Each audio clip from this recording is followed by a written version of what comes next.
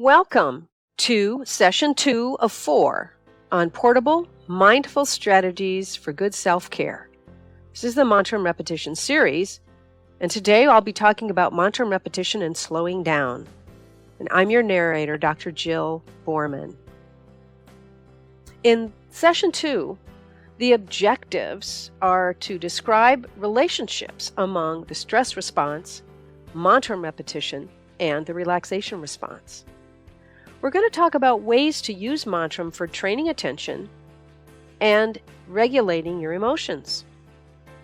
We'll talk a little bit about hurry sickness, how it relates to health and well-being, and identify ways to use the Mantram for slowing down and staying in the present moment. We'll talk about benefits of slowing down versus being on automatic pilot for stress reduction or symptom management, and how all of these tools can be used to manage caregiver stress. So let's talk for a moment about the stress response. It's our body's way to protect ourselves, and it is a good thing in times of danger, but not such a good thing when it becomes a chronic, ongoing feeling. The stress response is that which creates a feeling of fighting or fleeing. We call it the fight or flight mechanism. It is an acute physiological reaction that prepares us for either fighting and protecting ourselves or running away. Our physiology generally reacts faster than our mental capacity, but our mental self-talk can help to calm us down. So this stress response is really just the opposite of the relaxation response. So fight or flight is where your heart rate will increase. Your breathing increases to get more oxygen to your brain to make decisions. Your blood pressure maybe goes up, your metabolism increases, and the hyperactivity of your brain increases. When you are under stress, you need to react quickly and efficiently. The opposite of that is the relaxation response.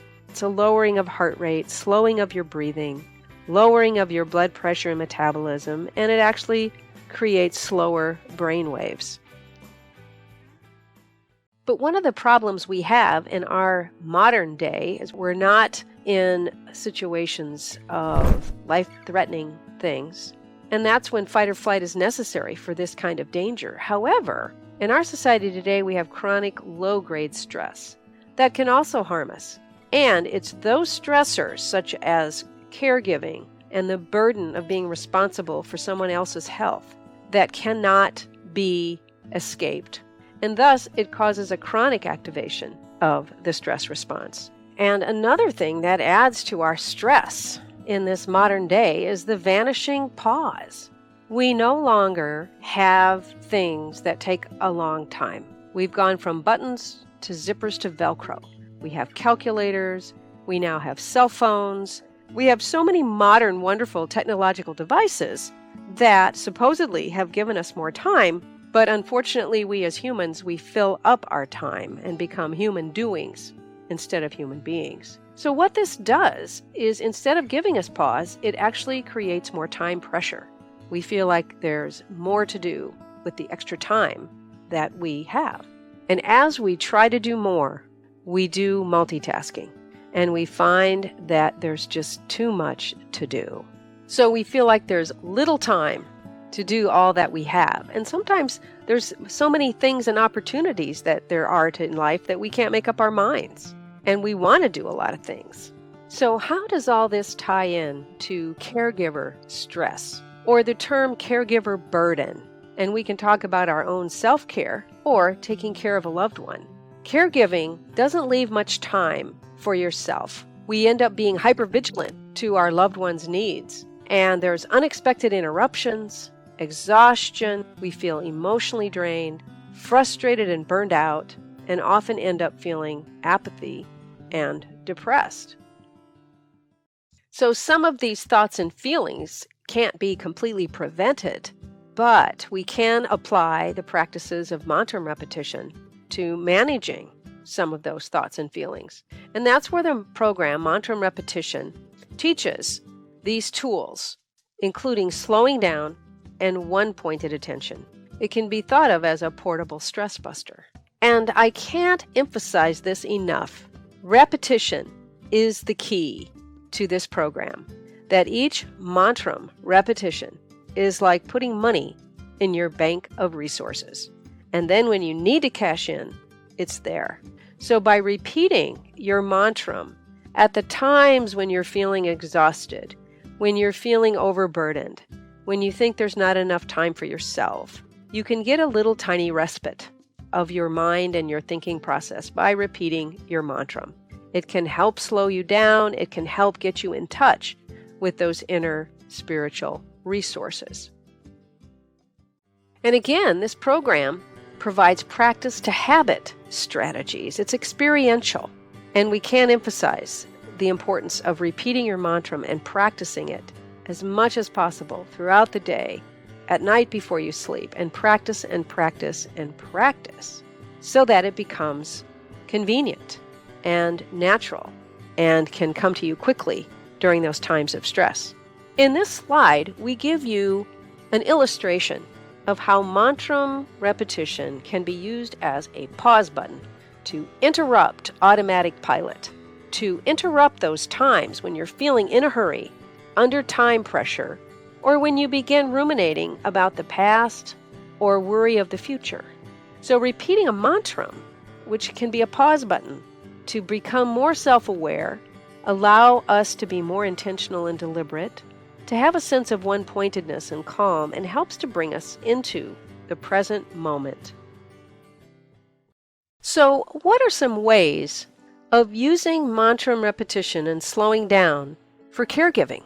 You can use the mantram to help you focus attention before speaking to others, to focus your attention before doing paperwork. Sometimes there are forms to fill out, insurance papers, healthcare papers.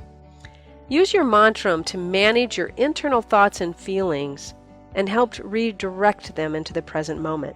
Become aware of multitasking and to assist in slowing down. And as we slow down, it's highly likely that we'll make fewer mistakes. The mantram can also be used to deal with other people's anger, with their rage and their outbursts. By repeating the mantram, it can bring you quietly into the present, and your quiet and calm behavior can influence the behaviors of those around you. It can also improve active listening. So in this session, we're talking about slowing down. So one way that you can begin slowing down is to become aware of the areas that you're most speeded up. Are you driving too fast? Are you eating too fast? What other ways are you speeded up? In your communication style with others? And in what ways are you feeling speeded up inside your head with thoughts of burnout or compassion fatigue?